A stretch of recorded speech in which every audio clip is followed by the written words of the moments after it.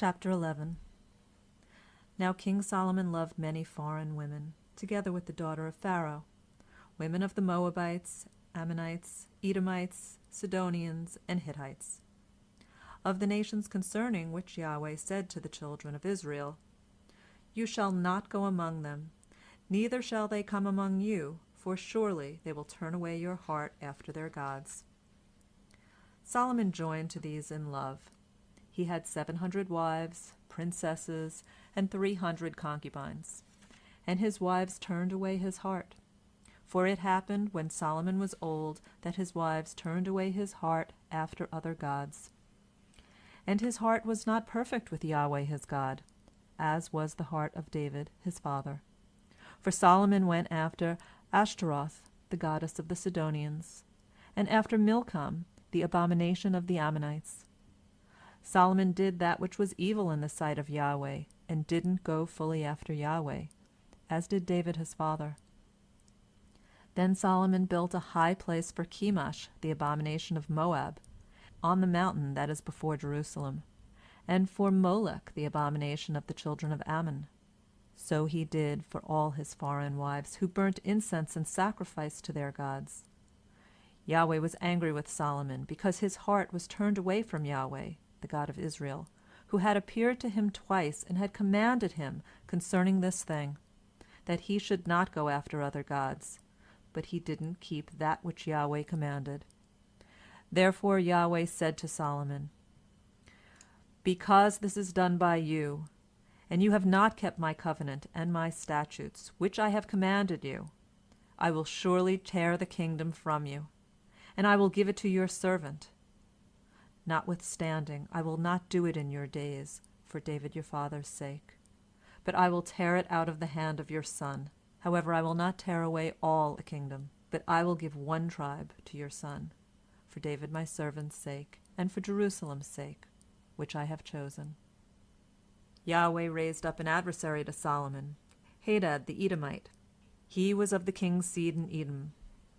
For it happened, when David was in Edom, and Joab, the captain of the army, was gone up to bury the slain, and had struck every male in Edom, for Joab and all Israel remained there 6 months, until he had cut off every male in Edom, that Hadad fled, he and certain Edomites of his father's servants with him, to go into Egypt, Hadad being yet a little child. They arose out of Midian, and came to Paran, and they took men with them out of Paran, and they came to Egypt, to Pharaoh king of Egypt, who gave him a house, and appointed him food, and gave him land. Hadad found great favor in the sight of Pharaoh, so that he gave him as wife the sister of his own wife, the sister of Tahpenes, the queen. The sister of Tahpenes bore him Genubath, his son, who Tahpenes weaned in Pharaoh's house. And Genubath was in Pharaoh's house among the sons of Pharaoh. When Hadad heard in Egypt that David slept with his fathers, and that Joab the captain of the army was dead, Hadad said to Pharaoh, Let me depart, that I may go to my own country. Then Pharaoh said to him, But what have you lacked with me, that, behold, you seek to go to your own country? He answered, Nothing. However, only let me depart. God raised up an adversary to him, Rezin the son of Eliada, who fled from his lord Hadadezer, king of Zobah. He gathered men to him, and became captain over a troop, when David killed them of Zobah. And they went to Damascus, and lived therein, and reigned in Damascus. He was an adversary to Israel all the days of Solomon, besides the mischief of Hadad. And he abhorred Israel, and reigned over Syria. Jeroboam the son of Nebat, an Ephraimite of Zereda, a servant of Solomon, whose mother's name was Zeruiah, a widow, he also lifted up his hand against the king. This was the reason why he lifted up his hand against the king. Solomon built Millo, and repaired the breach of the city of David his father. The man Jeroboam was a mighty man of valor, and Solomon saw the young man that he was industrious, and he put him in charge of all the labor of the house of Joseph. It happened at that time, when Jeroboam went out of Jerusalem, that the prophet Ahijah the Shilonite found him in the way. Now Ahijah had clad himself with a new garment, and they two were alone in the field. Ahijah laid hold of the new garment that was on him, and tore it in 12 pieces. He said to Jeroboam, "Take 10 pieces, for thus says Yahweh, the God of Israel, Behold, I will tear the kingdom out of the hand of Solomon, and will give 10 tribes to you. But he shall have 1 tribe, for my servant David's sake, and for Jerusalem's sake, the city which I have chosen out of all the tribes of Israel. Because they have forsaken me, and have worshipped Ashtaroth, the goddess of the Sidonians, Chemosh, the god of Moab, and Milcom, the god of the children of Ammon. They have not walked in my ways, to do that which is right in my eyes, and to keep my statutes and my ordinances, as David his father did.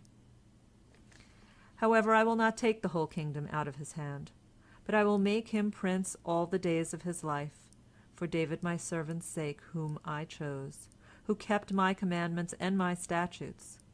But I will take the kingdom out of his son's hand, and will give it to you, even 10 tribes.